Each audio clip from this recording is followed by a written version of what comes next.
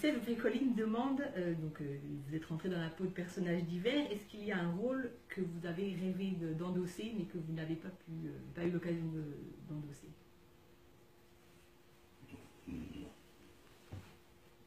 Non, le prochain. Le prochain. Non, mais c'est vrai, j'ai eu de très beaux rôles. Bon, il y a 1000 rôles que je n'ai pas joués, que je pourrais jouer. Il y a des auteurs que j'aimerais avoir joué plus. Tchekhov, par exemple. Je n'ai joué qu'une fois Tchekhov. C'est dommage. Mais non, je me suis régalé. Bon, bien sûr qu'il y a des rôles que j'aurais. Il y a Macbeth, j'aurais aimé jouer Macbeth. Je n'ai pas réussi à le faire. Je voudrais jouer L'Avare, je le ferai peut-être. Le bourgeois gentilhomme, je suis trop un peu tard. Enfin bref. Il y a du Molière que j'aimerais jouer, mais j'en ai joué pas mal qui m'ont créé beaucoup de plaisir. Non, je suis heureux comme ça. C'est très bien de ne pas avoir l'occasion d'avoir de regrets, c'est une belle chose. Aucun regret. Et je suis attentif à ce qui se passera demain, à ce qu'on me proposera demain, ou ce que je mettrai moi en chantier demain. Vous savez, quelquefois il vous arrive des choses. Un jour j'ai reçu un texte comme ça, d'un auteur italien, c'était un ancien dramaturge du Piccolo de Milan, de Strehler. J'ai fait 3-4 pages que j'ai mis de côté. Bon. Je sais pas, 7-8 ans ont passé. Et puis un jour, je dis, j'ai envie de faire Avignon cet été avec des copains, comédiens, etc. On cherche une pièce. On cherche, vous voyez, tout le tas de manuscrits qui est là. Ça, c'est une toute infime partie de ce que j'ai reçu en 30 ans. Bon. Alors, je dis, on va regarder ce que j'ai. Alors, je reçois, madame. Tiens, il y a ça, on finit un truc italien. J'avais commencé à le lire, c'était pas mal. Eh bien, on va le lire entre nous. On l'a lu entre nous, on s'est tellement marré à le lire entre nous qu'on a monté la pièce. On a joué la pièce à Avignon, à Paris. On a eu 3 nominations au Molière. Pour le spectacle, etc. Et aujourd'hui encore, 20 ans après, on me dit quand est-ce que tu remontes Fausse Adresse de Lunari. Voilà. Lescaut, que vous voyez là-bas, mon copain Lescaut, son chapeau blanc, qui a été nommé pour le meilleur second rôle dans Fausse Adresse, jusqu'à sa mort. Il est mort il y a 3-4 mois. Il me disait remonte Fausse Adresse, Pierre, remonte Fausse Adresse. Et puis je le fais pas. Et en même temps, je ne suis pas sûr qu'il faille le refaire. Parce que les choses, le monde a tellement évolué qu'on pourrait plus, ça serait plus crédible. Voilà. Mais donc voilà, c'est une découverte de tous les instants. Séverine demande aussi si vous pouvez nous dévoiler un de vos plus beaux souvenirs sur le tournage de la série Alice Nevers. Si vous avez un souvenir ou une anecdote. Ben, j'ai beaucoup aimé. Dans les dernières scènes que j'ai tournées, j'ai beaucoup aimé la scène au palais de justice avec elle, où on est en conflit, dans le grand hall du palais de justice qui est formidable. Ils sont en train de construire un nouveau palais de justice à Paris, à Clichy. Et je me demande ce que ça va devenir, ça. C'est un endroit extraordinaire. Et j'ai beaucoup aimé tourner ça. Mais, j'aime bien aussi dans les scènes dans l'appartement. Non, j'aime bien tourner avec elle. Ou dans l'autre appartement qu'on avait avant, parce qu'on a changé. Elle a changé d'appartement. Alors avant, on était boulevard Balnéaire, maintenant on est rue, je sais pas, dans le 9e ou 10e. Non, j'ai du plaisir, je m'amuse bien. Je me rappelle d'une jolie scène aussi, c'est avec Tini Velli, je crois. Sur l'île Saint-Louis, là. On était ici, une table de restaurant tous les deux, et toute la scène autour de nous. J'ai un beau souvenir de cette scène parce que c'était très bien écrite. Bon, enfin bon. Vous savez, le problème du genre de personnage que je joue, c'est qu'on vient une fois tous les 2-3 mois, passer un jour ou deux. On n'a pas le temps de connaître tout le monde. Eux, ils ont leurs habitudes, ils tournent tous les jours. Tini Velli là tous les jours. Ça. Donc on n'est pas au même niveau. Alors on vient vraiment pour tourner notre scène ou nos 2 scènes, et puis on s'en va. Et puis eux, ils continuent leur vie, ils ont leurs habitudes, leur loge, leur machin, leurs horaires et tout ça. Donc moi j'y viens encore un peu, je dirais pas en personnage extérieur, mais je reste un peu sur ma réserve, parce que je reste à ma place, quoi, voilà. Mais j'ai du plaisir à y aller. Voilà.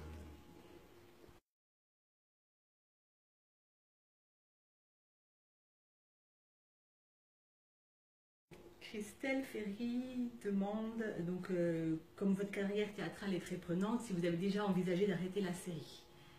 D'arrêter la série? Oui. Non. Mais non, du tout. Non, tant que je suis heureux dans quelque chose, je n'arrête pas. J'ai arrêté Clem parce que j'étais pas heureux, pour diverses raisons. Mais je n'arrêterai pas Alice Nevers tant que... Ou c'est eux qui l'arrêteront en disant le personnage du père n'a plus de raison d'être. Comme en plus c'est pas le père naturel, peut-être. On verra bien, j'en sais rien. Hein.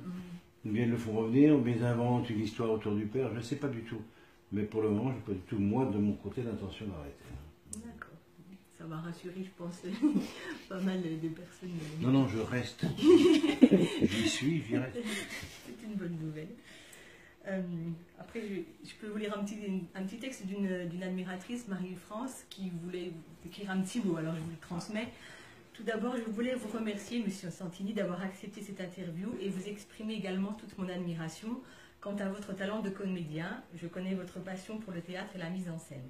Je dois vous dire que vous faites partie des souvenirs de ma jeunesse, sachant que je ne ratais pas les feuilletons télévisés tels que L'Homme du Picardie ou Rocambole. Voilà, je tenais à vous témoigner ça. Et donc elle vous... merci beaucoup. Comment elle s'appelle? Marie-France. Marie-France. Merci Marie-France. Ouais, j'ai été... C'est vrai que... Bon, la série le feuilleton dont on me parle le plus, c'est L'Homme du Picardie. N'importe où je vais en France, il y a toujours quelqu'un dans un restaurant, dans la rue, qui me dit « Oh, je connais, voilà, L'Homme du Picardie. » Alors, L'Homme du Picardie, il faut quand même savoir qu'on l'a tourné il y a 50 ans. 66. Donc, si c'est resté présent dans l'esprit des gens, c'est un peu parce qu'il y a eu des rediffusions, mais surtout parce que ça raconte quelque chose qui était essentiel pour le public. C'est-à-dire, ils se sont retrouvés dans la famille Durtol, ils se sont retrouvés dans ce monde d'artisans de la batellerie qui vivaient des problèmes de tous les jours du français ou du belge moyen. Hein. Donc, quand je dis moyen, ça n'a pas du tout péjoratif dans mon esprit. Hein. Et donc, on a touché quelque chose d'essentiel là-dedans. Alors, L'Homme du Picardie, c'est ce dont on me parle le plus. J'ai failli pas le faire d'ailleurs, parce que le jour où Jacques Hertaut, Maheu et Granger m'ont convoqué pour ce rôle de Julien Durtol, j'arrivais de Saint-Étienne où j'avais joué une pièce de Gatti et j'avais une barbe 2 fois plus longue qu'aujourd'hui. Elle n'était pas encore blanche comme ça, mais elle était bien fournie.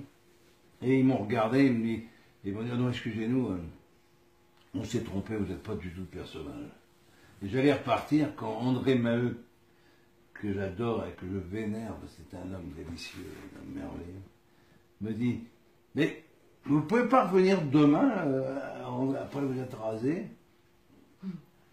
Oh ben, je dis, je veux bien, oui, parce que j'ai fini la pièce avant-hier soir, donc je peux me raser maintenant. Ben revenez, là. Et là, dans la seconde, j'ai eu le rôle, et je ne l'ai pas regretté, parce que je connaissais bien le monde de la batellerie pour avoir passé une partie de mon enfance au bord de la Seine, à Saint-Mamès, au confluent du Loing, donc les mariniers étaient... J'étais entouré de gens de la batellerie. Et je ne l'ai pas regretté, parce que j'ai fait des rencontres humaines formidables, avec Christian Barbier, avec Yvon, tout ça. Et puis, surtout, Hertaut, Maheu, Granger. Qui sont pour moi les piliers, de mon activité télévisuelle. Après, j'ai rencontré des gens intéressants, comme Lorenzi ou Bluval ou d'autres, mais Hertaut, Maheu, Granger, pour moi, c'était un moment de vie très important sur le plan professionnel. Voilà. Donc, juste en fait savoir si avant la série d'Alice Nevers, vous connaissiez Marine et Jean-Michel. Jean-Michel, je le connaissais de vue, mais oui, on se croisait, bonjour, ça va, oui. Et Marine, je l'ai connue, non, je l'ai connue sur la série. Hein. Alors après, on a sympathisé. Comme je vous disais, moi je reste un peu sur la réserve, donc on n'est pas devenu copain comme cochon, comme on dit. On est resté, bonjour, tu vas bien, oui, ça va, je suis content. Ouais. Puis après, je revenais 2 mois plus tard. Mais quand même, je me souviens qu'elle m'avait invité, ma femme et moi, à son mariage avec Florian. Et donc, c'était au Cirque d'hiver, je crois. Ça m'avait beaucoup touché parce que je n'avais pas trop raison d'être invité. Donc j'avais été là, et puis après, chaque fois qu'on se voit, on est content de se revoir. Je la vois très peu en dehors, hein. Très peu, parce qu'elle est prise par ses tournages, elle perd sa vie. Mais j'aime beaucoup, j'ai beaucoup d'estime pour elle parce qu'elle est très régulière, elle aussi, elle a une espèce de, comme ça, c'est pas une cabotine, c'est pas, elle arrive, elle sait toujours son texte, elle est toujours prête, elle connaît le contexte de la scène par rapport à ce qui s'est passé avant, ce qui se passera après, on est en sécurité avec elle, et moi comme je suis comédien de théâtre, j'ai aussi la même approche sérieuse de ça, donc on s'entend très bien, généralement les scènes se passent très très bien. Voilà, et donc on tourne notre scène, on discute 3 minutes et puis on se revoit 2 mois plus tard. Mais toujours avec plaisir.